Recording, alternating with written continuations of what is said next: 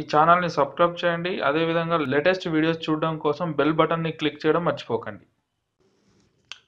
Hi friends, మీకు ఈరోజు exam ముందు చేయకూడని పనులు ఏంటో ఈరోజు మీకు చెప్పబోతున్నాను. సో అలాంటి ఆ పనులు ఏందో మీరు తెలుసుకోవాలనుకుంటున్నారా? అయితే ఈ వీడియోని మొత్తాన్ని చూడండి.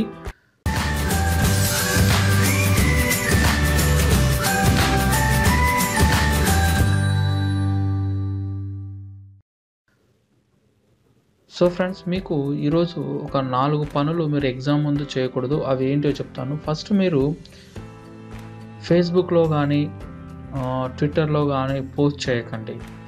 జనరల్గా ఏమవుతుందంటే ఎగ్జామ్ ముందు ఫేస్బుక్లో ట్విట్టర్లో పోస్ట్ చేస్తూ ఉంటారు. సో అలా చేయడం వల్ల చేసిన తర్వాత ఏమవుతుందంటే ఎన్ని లైక్లు వచ్చాయి, ఎన్ని కామెంట్స్ ఇచ్చారు, ఎవరెవరు ఏ కామెంట్స్ ఇచ్చారు అనేది ఆలోచిస్తూ ఉంటారు, ఊరికే చూస్తూ ఉంటారు. సో ఫ్రెండ్స్, అలా చూడడం వల్ల మన మైండ్ డైవర్ట్ అయిపోయి అక్కడ టైం వేస్ట్ కావడం జరుగుతూ ఉంటుంది. సో మీరు ఎగ్జామ్స్కి ముందు ఈ పోస్ట్ చేయడం ఆపండి. మీకు ఎగ్జామ్స్ అయిపోయిన తర్వాత 1 కాదు 10 పోస్టులు చేయండి. సో దానివల్ల ఎగ్జామ్ అయిపోయిన తర్వాత మీరు 10 పోస్టులు చేయండి. దానివల్ల మీకు నష్టం ఏం లేదు. సో ఇది మీరు చేయవలసినటువంటి మొదటి పని. రెండవది, జనరల్గా మీరు ఇప్పుడు వాట్సాప్లో అనేది కామన్గా అయిపోయింది. వాట్సాప్ మెసెంజర్ అని అందరికీ బాగా తెలుసు, ప్రతి ఒక్కరు యూజ్ చేస్తున్నారు. కానీ వాట్సాప్లో జనరల్గా ఒక మెసేజ్ వస్తూ ఉంటుంది. ఏంటంటే ఇది తిరుపతి నుంచి వచ్చింది, ఇది షిరిడి నుంచి వచ్చింది, ఈ మెసేజ్ని షేర్ చేయడం వల్ల మీరు ఎగ్జామ్లో 80% మార్క్స్ వస్తాయి, 90% మార్క్స్ వస్తాయి, ఖచ్చితంగా పాస్ అవుతారని వస్తుంది. దాన్ని మీరు ఆలోచించకుండా ఏం చేస్తారంటే మీరు షేర్ చేయడం మొదలుపెట్టడం జరుగుతూ ఉంటుంది అనమాట. సెండ్ చేయడం జరుగుతూ ఉంటుంది. సో తర్వాత సెండ్ చేసిన తర్వాత మీ ఫ్రెండ్స్ కూడా ఇదేంటిరా బాబు అంటే ఇది నాకు వచ్చింది, అందుకే నేను షేర్ చేశాను ఎక్స్ప్లెనేషన్ ఇవ్వడము అది చేసుకుని, దానివల్ల మనకి ఏమవుతుందంటే టైం వేస్ట్ కావడం జరుగుతూ ఉంటుంది. మన కాన్సన్ట్రేషన్ అనేది దెబ్బతినిపోయి ఎగ్జామ్స్ నుంచి ఇక్కడ వాట్సాప్లో మీదకి రావడం జరుగుతూ ఉంటుంది. సో ఫ్రెండ్స్ మీకు ఒకవేళ దైవభక్తి ఉంటే పక్కన ఉన్నటువంటి దగ్గరలో ఉన్నటువంటి గుడికి వెళ్ళండి, దర్శనం చేసుకుని ఒక 10 నిమిషాలు కూర్చోండి. సో అంతేగాని ఇలాంటి పనులు మాత్రం మీరు చేయకండి. దీనివల్ల ఇంకా టైం వేస్ట్, కాన్సన్ట్రేషన్ దెబ్బతినడం జరుగుతూ ఉంటుంది. నెక్స్ట్ వచ్చేసి ఏంటంటే మూడవది, చాలామంది ఫ్రెండ్స్ ఏం చేస్తుంటారంటే మిమ్మల్ని ఫోన్ చేసి అరే బాబు నీది ఎంతవరకు చదివావు, నీది ఎంతవరకు వచ్చింది, నువ్వు చదివావా, ఎన్ని పేజీలు చదివా, ఎన్ని బుక్కులు చదివా అని అడుగుతూ ఉంటారు.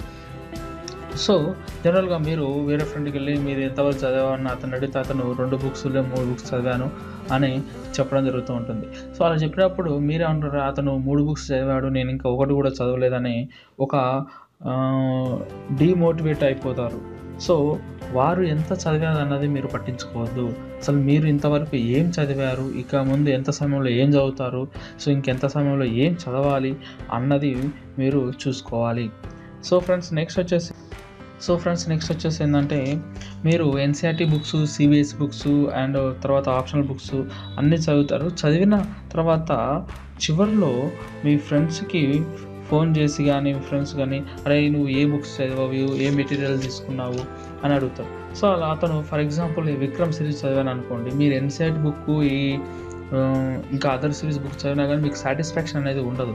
సో అరే బాబు అది విక్రమ్ సిరీస్ చదివితే 90 మార్కులు వస్తాయేమో అనేసి ఆ బుక్ కొనడము, దాన్ని చదవడము. సో ఆ కొత్త బుక్ కొని చదివేటప్పుడు దానిలో కూడా కొత్త ఉంటుంది. కొన్ని మ్యాటర్లు సరే ఇది ఇంతకుముందు అక్కడ వచ్చినటువంటి మ్యాటర్ అదే కదా అని అనిపిస్తూ ఉంటుంది. సో ఫ్రెండ్స్, మీరు ఇలా కొత్త బుక్స్ కొనడము, కొత్త సిరీస్ చదవడము బంద్ చేయండి. మీకున్న బుక్స్ సిరీస్ అయితే వాటిని ఇంకా ఎక్కువ చదవడానికి ప్రయత్నం చేయండి. ఓకేనా? సో అన్ని బుక్స్లలో ఒకే మ్యాటర్ ఉంటుంది. సో ఫ్రెండ్స్, ఈ పనులు మీరు ఎగ్జామ్కి ముందు చేయకండి.